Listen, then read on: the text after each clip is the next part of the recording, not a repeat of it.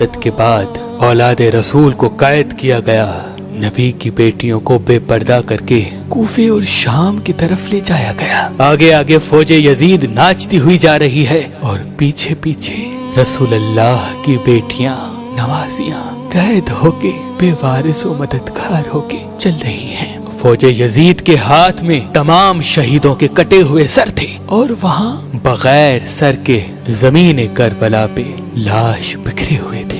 تاریخ نے کہہ دیا کہ بغیر کفن اور دفن کے 3 دن تک رسول اللہ کے خاندان کی لاشیں زمین کربلا پہ بکھری ہوئی تھی۔ بس 13 محرم 61 ہجری کو جب آس پاس کے لوگوں نے یہ معلوم کیا کہ فوج کا پہرا کم ہو گیا ہے، چلو نہر فرات سے پانی بھر کے آتے ہیں۔ بنی اسد کی کچھ عورتیں جب نہر فرات سے پانی بھرنے لگی تو دیکھا کربلا کی زمین پہ لاشیں بکھری ہوئی ہیں، کہیں کسی کا بازو، کہیں کسی کا جسم۔ انہوں نے جب اس عالم کو دیکھا تو روتے روتے اپنے مردوں کے پاس گئی اور کہنے لگی، اے رسول اللہ کا کلمہ پڑھنے والو، اس زمین کربلا پہ رسول اللہ کا خاندان تھا، شاید یزید کی فوج نے ان کو قتل کر دیا، ان کی لاشیں بکھری ہوئی ہیں، ان کے خیام جلے ہوئے ہیں، آؤ ان غریبوں کو تدفین کرتے ہیں۔ ان مردوں نے کہا، کیا پاگل ہو گئی ہو کیا؟ یزید نے قتل کیا ہے، اگر ہم ان کو تدفین کریں گے تو ایسا نہ ہو کہ یزید ہمارا بھی دشمن بن جائے، چھوڑ دو، کوئی نہ کوئی آئے گا تدفین کر دے گا۔ ان عورتوں نے کہا، تعجب ہے کہ تم اپنے آپ کو مسلمان کہلاتے ہو، رسول اللہ کا کلمہ پڑھتے ہو اور ان کے نواسے بیٹوں کے لیے یہ مودت رکھتے ہو۔ کیا کہا تھا رسول اللہ نے کہ میں اجر رسالت کچھ نہیں مانگتا سوائے اس کے کہ میری آل سے محبت کرو، مودت کرو۔ اگر تم نہیں جاتے نہ جاؤ، ہم جائیں گے رسول اللہ کے نواسے کو تدفین کرنے۔ بات جب یہاں تک پہنچی تو ان مردوں میں سے کچھ کی غیرت جاگ گئی اور وہ عورتوں کے ساتھ زمین کربلا پہنچے۔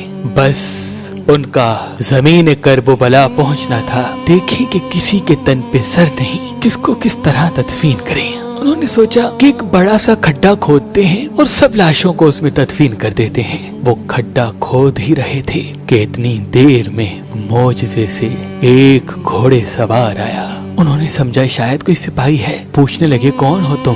وہ گھوڑے سوار رو کے کہنے لگا، میں رسول اللہ کے نواسے کا بیٹا علی زین العابدین ہوں۔ اس جوان کو دیکھ کے سب کی آنکھیں بھر آئیں۔ امام زین العابدین نے رسول اللہ کی عبا بچھائی اور زمین کربلا سے امام حسین علیہ السلام کی لاش کو چننا شروع کر دیا۔ کہیں سے امام حسین کی انگلی ملتی ہے، کہیں سے امام حسین کے جسم کا کچھ حصہ ملتا ہے، کہیں سے پاؤں ملتے ہیں، کہیں سے کندھوں کا گوشت ملتا ہے۔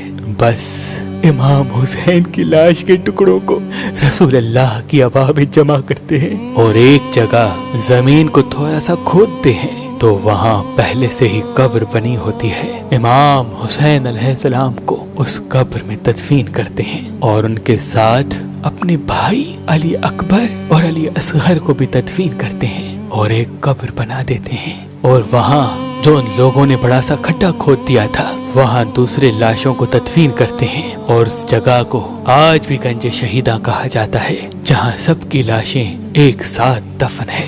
بس سب لاشیں تدفین ہو چکی تو کسی نے کہا، ایک لاش رہ گئی، یہ دیکھو ایک کوئی بوڑھا صحابی ہے، ان کو ہم نے تدفین نہیں کیا۔ امام سجاد رو کے فرمانے لگے، یہ حبیب ابن مظاہر ہیں، اللہ یہ چاہتا ہے کہ اس کی لاش ایسی جگہ دفن ہو جہاں جب بھی کوئی امام حسین کے پاس آئے تو ان کو سلام کر کے آئے۔ پھر آپ نے جناب حبیب کو تدفین کیا۔ سب جانے لگے تو امام سجاد نے کہا، رکو، ایک لاش رہ گئی۔ لوگوں نے کہا، ابھی تو کچھ نظر نہیں آتا۔